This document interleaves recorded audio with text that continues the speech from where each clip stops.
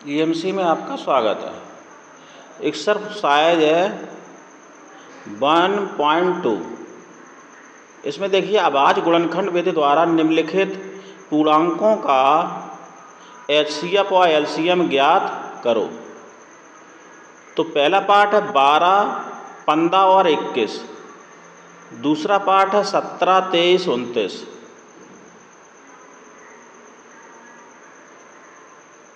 और ये है चौथा पार्ट, यानी तीसरा है 8, 9 व 25। ये थर्ड पार्ट होगा।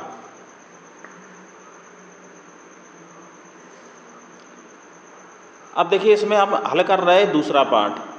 तो इसमें है 17, 32, 29।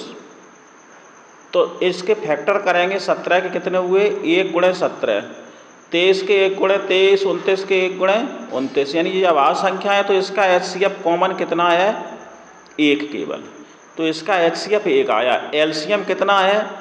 तो कोई संख्या छूटती नहीं है। 17 एक बार है, 1 का कोई महत्व नहीं है, 1 हम नहीं लिखेंगे, क्योंकि 1 का किसी संख्या में गुणा करेंगे तो वही संख्या रहती है। 17 है तो 17 पे घात 1 है, इसमें है नहीं तो वो आ जाएगा। यानी 23 और 29 तीनों का गुणा करेंगे तो 11, 39 आएगा। ये एलसीएम हुआ, ये एचसीएफ हुआ। अब क्वेश्चन नंबर 4, शेष इसके आपके 2 पार्ट आपको करने हैं। क्वेश्चन नंबर 4 देखो, एचसीएफ 306 और 657 का 9 है। तो आपको एलसीएम 306 और 657 का क्वेश्चन मार्क ये निकालना है। तो फॉर्मूला आपने बताया था, दोनों संख्याओं का गुणनफल, संख्या 306 और 657 है। संख्याओं का गुणनफल बराबर एचसीएफ गुणे एलसीएम। तो संख्याएँ हैं 306 × 657 बराबर एचसीएफ 9 × एलसीएम है, आपका निकालना है। तो एलसीएम बराबर ये पक्षांतर करेंगे, इधर जाएगा। तो एलसीएम बराबर 306 × 657/9। ये हमने 9 से काटा तो 9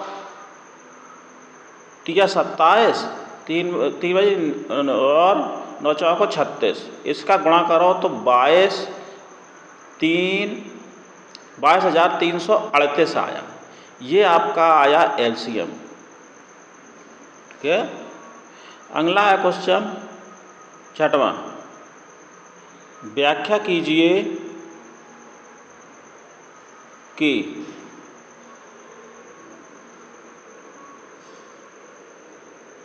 7 × 11 × 13 + 13 तथा 7 × 6 × 5 × 4 × 3 × 2 × 1 + 5 ये भाज्य संख्याएँ हैं, ये दिखाना है। तो देखिए पहली संख्या ली 7 × 11 × 13 + 13। इन दोनों में 13 कॉमन है, तो 7 × 11 + 1 बची। तो 13 × ये 11 × 17 = 78 हो गई। ये कैसी भाज्य संख्या है, चूँकि इसमें अभाज्य वो संख्या होती है स्वयं का भाग जाए और 1 का भाग जाए, इसके अलावा किसी का भाग नहीं। तो इसमें 13 का भाग चला जाएगा, इसलिए भाज्य संख्या हो गई। इसी प्रकार दूसरी संख्या है 7 × 6 × 5 4 3 2 1 + 5। तो 5 कॉमन ले लिया, तो इधर बचा। इसको सब सॉल्व करेंगे। 5 × 1009 तो ये आया 5045। ये भी संख्या आपकी भाज्य है, क्योंकि इसमें 5 का भाग चला जाएगा। क्या? अब देखिए क्वेश्चन नंबर आपका 7। किसी खेल के मैदान के चारों ओर एक वृत्ताकार पथ है। इस मैदान का एक चक्कर लगाने में सोनिया को 18 मिनट लगते हैं। इसी मैदान का एक चक्कर लगाने में रवि को 12 मिनट लगते हैं। माना दोनों एक ही स्थान और एक ही समय पर चलना प्रारंभ कर दें। करके एक ही दिशा में चलते हैं, कितने समय बाद वे पुनः प्रारंभ बिंदु पर मिलेंगे? ये आपका सवाल है। तो देखिए, सोनिया द्वारा लिया गया समय आपका 18 मिनट है। किसी बिंदु से वृत्त पर चल रहे हैं 18 मिनट, और रवि को 12 मिनट लिए गए। पुनः उसी स्थान पर मिलते हैं तो लगा समय,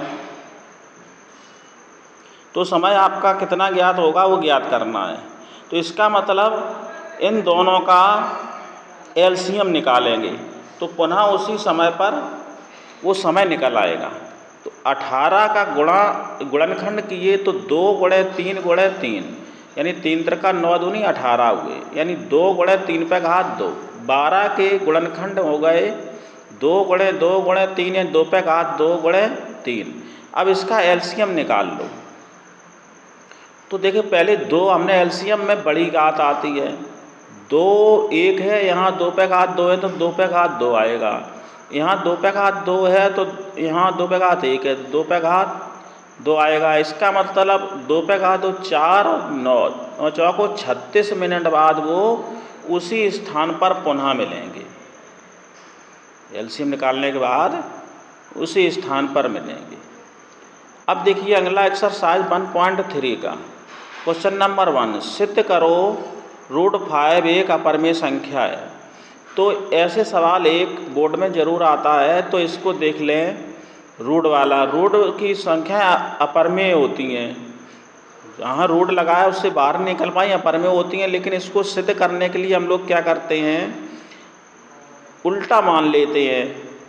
यानी जो सिद्ध करना है तो हमने इसको मान लिया परमेय है। ये संख्या P/Q के रूप में लिखी जाती है, इसलिए परमेय संख्या है। जहाँ पर PQ परस्पर अभाज्य गुणनखंड है के वाइनेस्ट है। इसको आप हल करेंगे। धन्यवाद।